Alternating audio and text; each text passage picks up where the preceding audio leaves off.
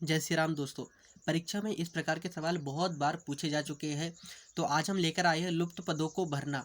ये RRB, loco pilot और constable और एसआई सभी के लिए है। तो आज हम देखने वाले हैं वही क्वेश्चन को जो पेपर में पहले भी आ चुके हैं और इनके आने की संभावना भी है, या फिर इस प्रकार के क्वेश्चन भी आएंगे।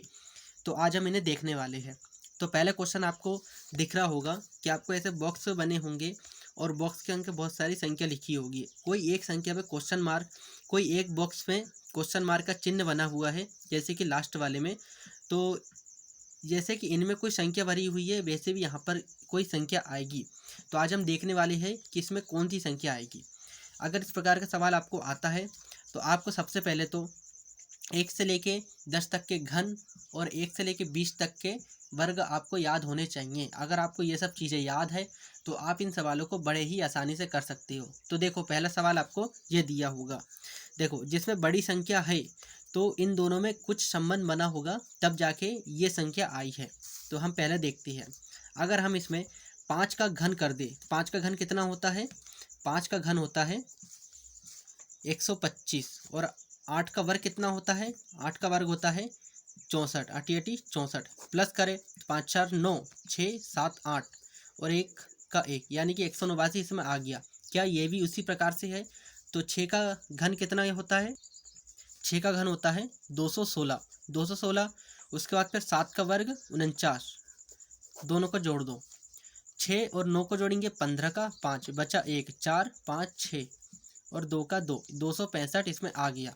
उसके बाद है 7 का घन कितना होता है? 343 और 9 का वर्ग 81 प्लस दोनों को जोड़ दो। 3 और 1 4, 8 4 12 का 2 बचा 1, 3 और 1 4 यानी कि 424। यहाँ पर 424 आएगा। तो डी नंबर का 424 दिया हुआ है, यानी कि ये आंसर बिल्कुल सही है। दूसरा क्वेश्चन देखते हैं। दूसरा क्वेश्चन इस प्रकार से भी पूछा जा सकता है। देखो, इस प्रकार के सवाल को कैसे हल करना है। 57 41 में ऐसा क्या हुआ कि 39 आ गया। अब देखो, अगर हम इन दोनों का गुणा कर दे तो 57 कितना होता है? 35 और 4 एकम 4। इन दोनों का भी गुणा कर दे तो 4 एकम 4 हो गया। अगर दोनों को जोड़ दे तो 39 आ गया। क्या यहाँ पर भी वैसे ही होता है? वह देखते हैं। तो इन दोनों का अगर हम गुणा कर दें तो 6 तिया 18 प्लस का प्लस और 8 चौ 32, दोनों को जोड़ दिए कितना आया? 8 2 10 का 0 बचा 1 3 4 5।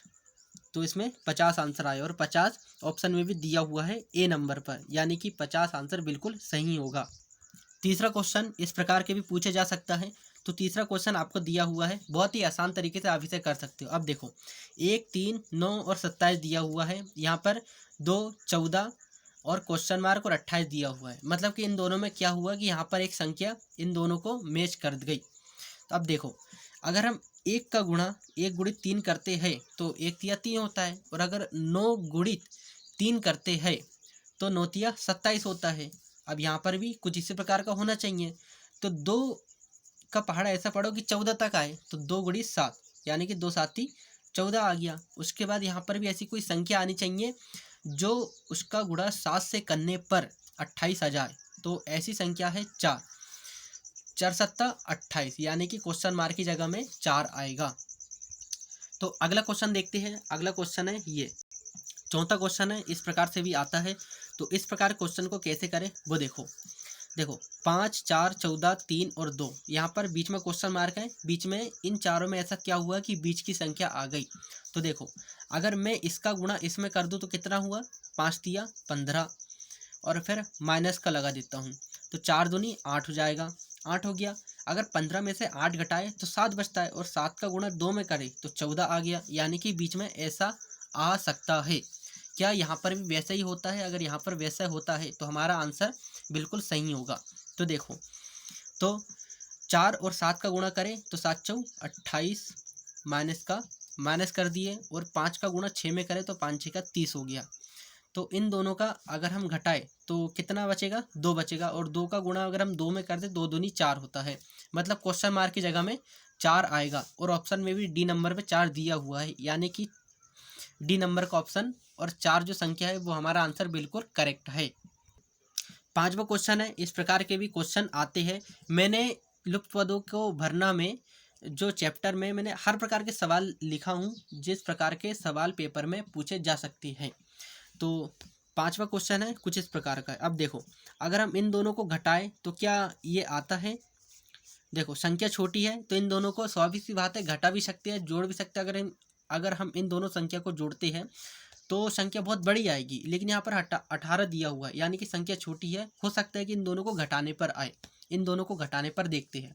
अगर 7 में से 1 गया तो यहाँ पर 12 हो गया, और जब 12 में से 4 गया तो 8 बचता है, और 8 बचा तो यहाँ पर कितना बचा? 6, और 6 में से 5 गया तो 1 बचता है, यानी कि 18 इसमें बिल्कुल करेक्ट आंसर आया। क्या यहाँ पर भी कोई 4 में से ऑप्शन में जो संख्या दी हुई है क्या उस प्रकार का आता है, वह देखते हैं। इन दोनों को भी यहाँ से घटा दो। अगर हम एक उदाहरण लेते तो 14 बचा, और 14 में से हम 8 घटाएंगे तो कितना बचा? 8, 9, 10, 11, 12, 13, 14। यहाँ पर कितना बचा? 6 बचेगा। और फिर यहाँ पर 5 बचा, 5 में से 3 गया, 2 बचा, और 26 इसका आंसर होगा। क्या 26 विकल्प में है? तो ए नंबर विकल्प में 26 है, यानी कि 26 आंसर बिल्कुल सही होगा। तो इस प्रकार के सवाल आपको देखने को मिलेंगे पेपर में भी। हमारा टेलीग्राम चैनल है, आप उसे भी ज्वाइन कर सकते हो। उसमें भी हम लगातार और रेगुलर ही जीके में उसमें डालता रहूँगा। तो तब तक के लिए धन्यवाद।